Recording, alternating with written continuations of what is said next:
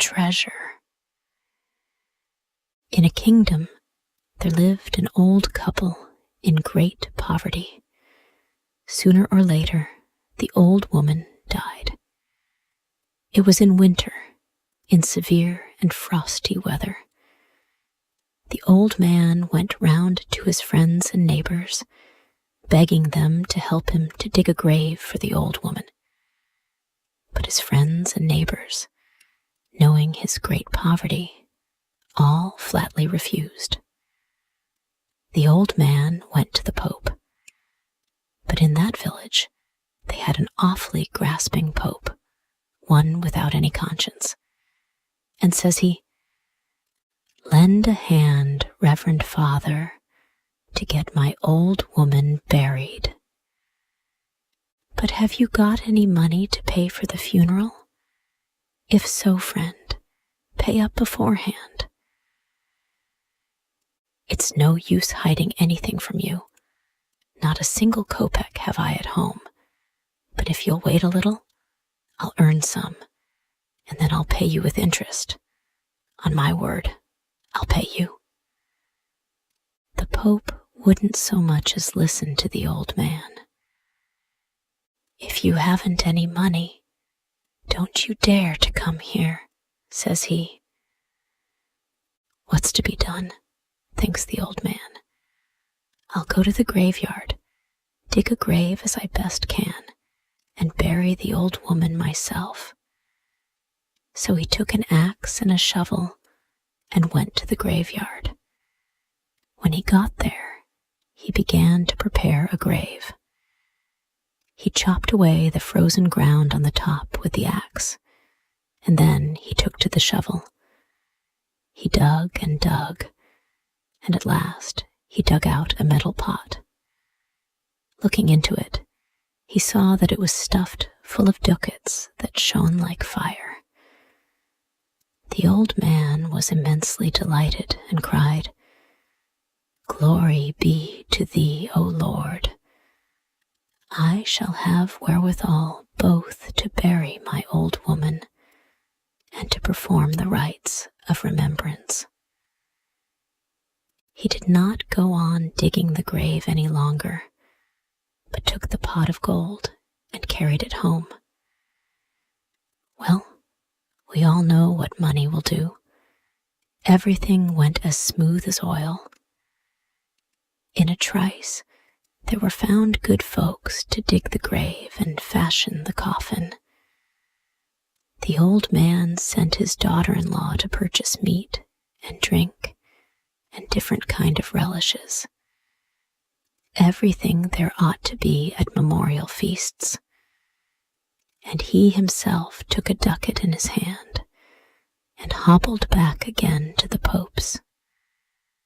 The moment he reached the door, out flew the Pope at him. "You were distinctly told, you old lout, that you were not to come here without money, and now you've slunk back again." "Don't be angry, Batyushka," said the old man imploringly. "Here's gold for you. If you'll only bury my old woman, I'll never forget your kindness." The Pope took the money and didn't know how best to receive the old man, where to seat him, with what words to smooth him down. "Well now, old friend, be of good cheer. Everything shall be done," said he.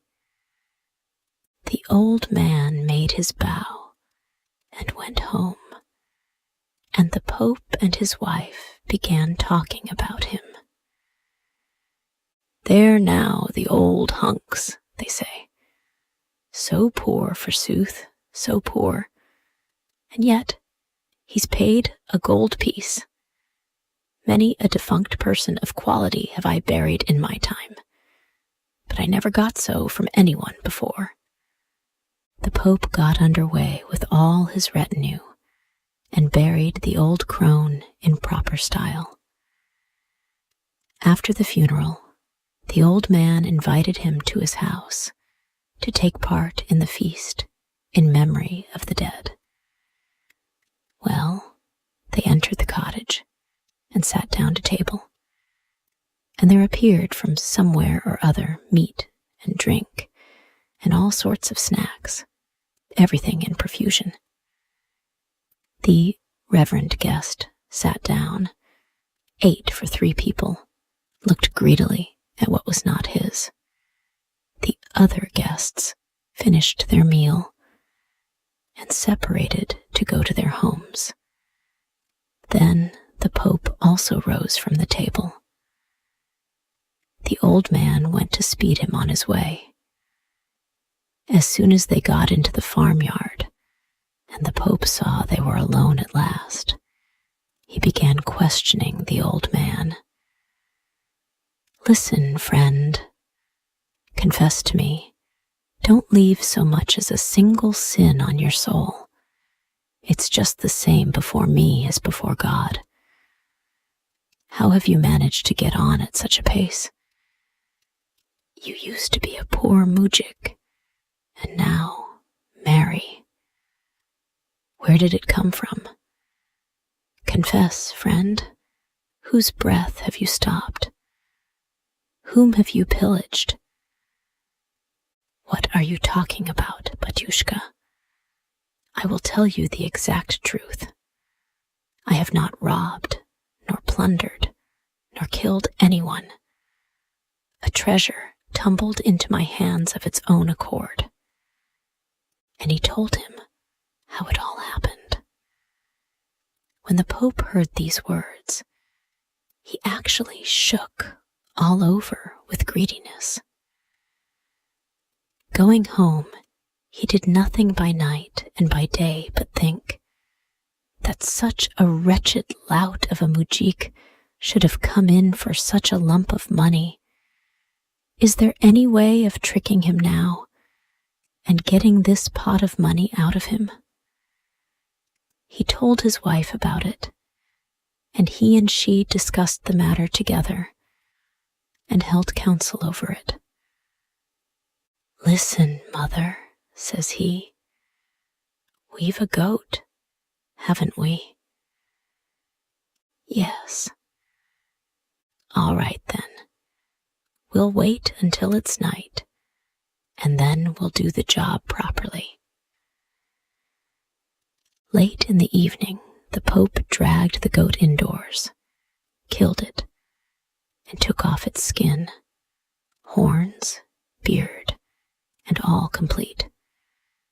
Then he pulled the goat's skin over himself and said to his wife, "Bring a needle and thread, mother, and fasten up the skin all round so that it mayn't slip off." So she took a strong needle and some tough thread and sewed him up in the goatskin. Well, at the dead of night, the Pope went straight to the old man's cottage, got under the window, and began knocking and scratching. The old man, hearing the noise, jumped up and asked, "Who's there?" "The devil."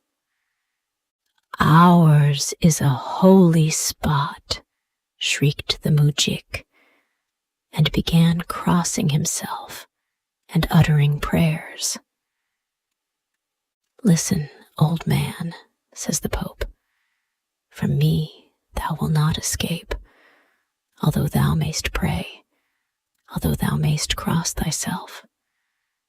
Much better give me back my pot of money, otherwise I will make thee pay for it. See now, I pitied thee in thy misfortune, and I showed thee the treasure, thinking thou wouldst take a little of it to pay for the funeral, but thou hast pillaged it utterly." The old man looked out of the window. The goat's horns and beard caught his eye. It was the devil himself, no doubt of it.